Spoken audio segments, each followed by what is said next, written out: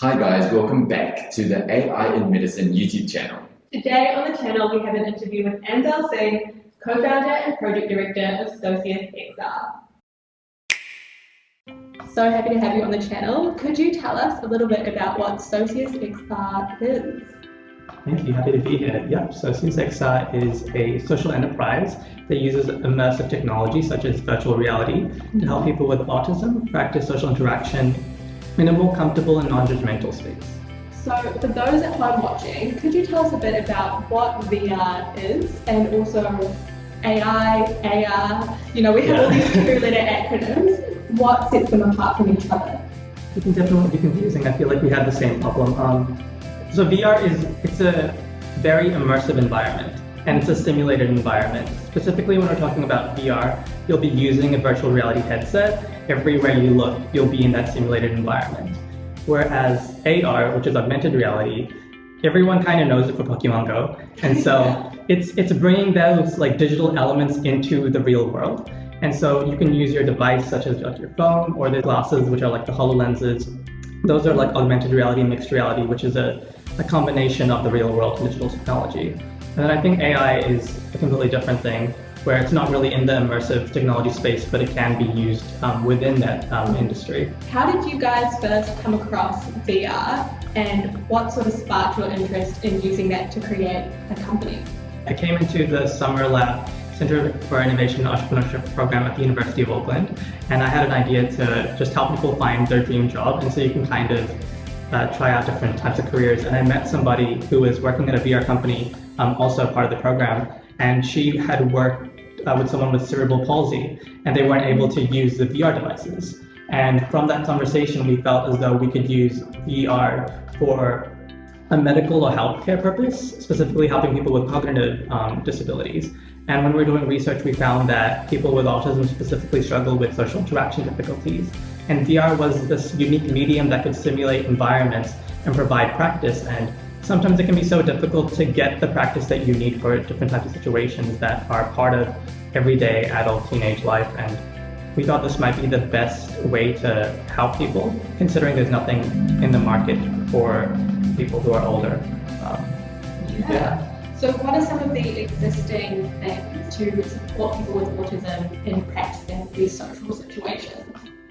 Yeah, I think a lot of support has been around early intervention therapy. Specifically, there's applied behavioral analyst psychologists who work with children, and they help practice and they act out scenarios, which can be useful, but there's definitely a disconnect with people who are older don't really want to work and practice in that type of way, and it can be very difficult. And besides that, there doesn't seem to be any other support besides if you go to Autism New Zealand or other autism support groups around the world. You can talk to people in a group setting, but it's not really helping you with your specific goals. And so you have this clinical support, which is from a psychologist, and then you have the support from support organizations, and then you have the apps, which are still catered towards early intervention therapy for children, which are all animated and cute and can be kind of condescending. And so that's what's available right now. But it's definitely there's a gap where there's nothing for these people who grow up and want to use something and know that it's for them, not just for children. If I put on a VR headset and look into your simulation, what would I be seeing? Yeah, so if you tried on our first VR simulation, it would be a job interview. You would have that kind of starting the interview, sitting in the waiting room, a job interviewer coming to you, shaking their hand, walking you into the entire process, going to the interview room. Part of that scenario was bringing in some things that we found to be common between people with autism in terms of difficulty of literality.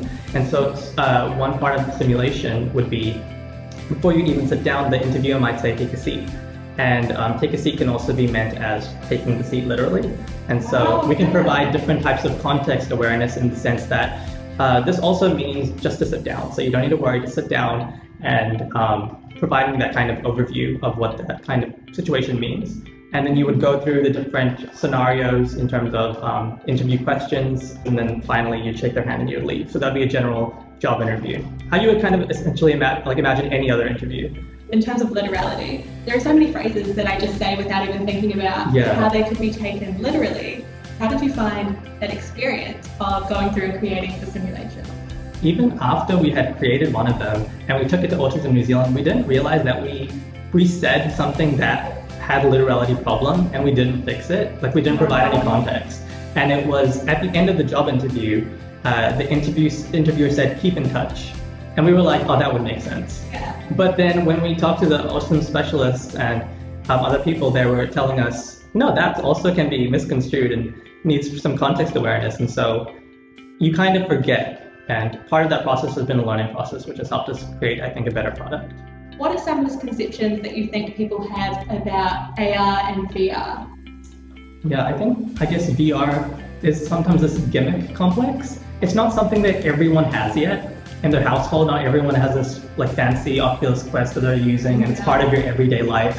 If you go on YouTube, you'll find all these horror like experiences, and you'll kind of associate it with that. But there's so much potential in terms of learning and interaction and making that experience much more vivid. And I think that people will start to see VR as more of maybe an exciting prospect to go into and start using more often as they are more exposed to the different ways that it can be used. How would you say that your company is addressing issues of accessibility? Yeah, I think that, of course, when you're using a VR headset, sometimes you think of the high quality versions of it, but there's so many other VR headsets that aren't being made every day that are so cheap. Even if you go in New Zealand or Australia to JB Hi-Fi, you can get like a smart theater device, which is already made. You don't even need to like build it up like a Google Cardboard. That will be like $15. And so our simulations will be able to be used on your smartphone, whether that be Android or Apple, and that will be providing some type of lobby distribution channel that we think is going to provide a lot of accessibility besides, just having web-based systems. What advice would you give to other aspiring entrepreneurs who are looking to get into the health tech sector?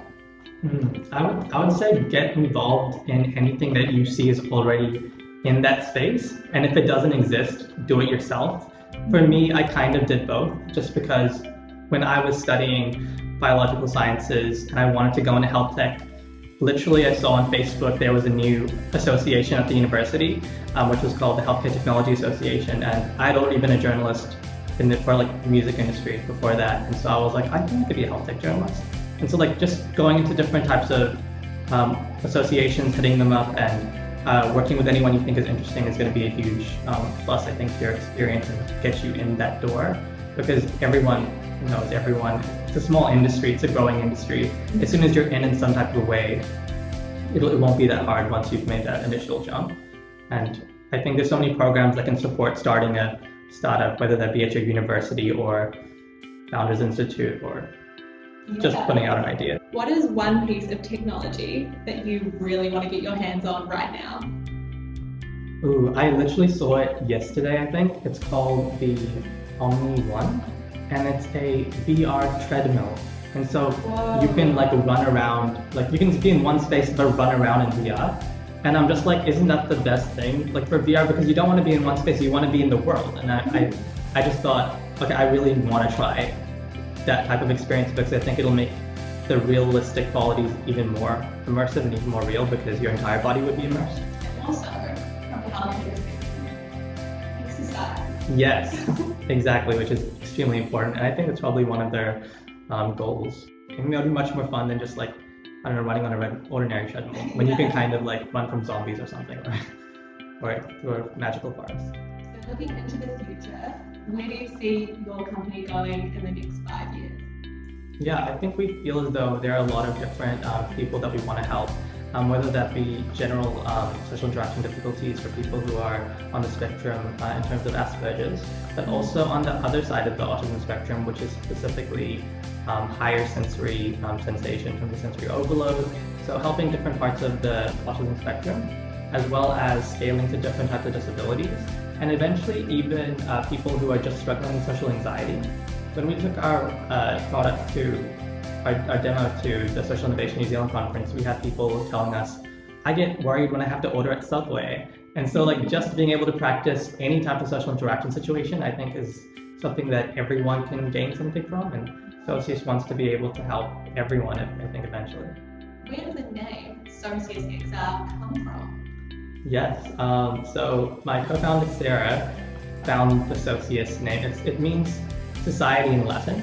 And so it gave rise to the word member and society, and we felt as though we want to make sure people can feel as though they can interact and make the friends that they want to, build the relationships that they want to, be able to connect with people, because the biggest difficulty here is that connection. And so Socius kind of incorporates all of those things that we all want, which is that connection with society.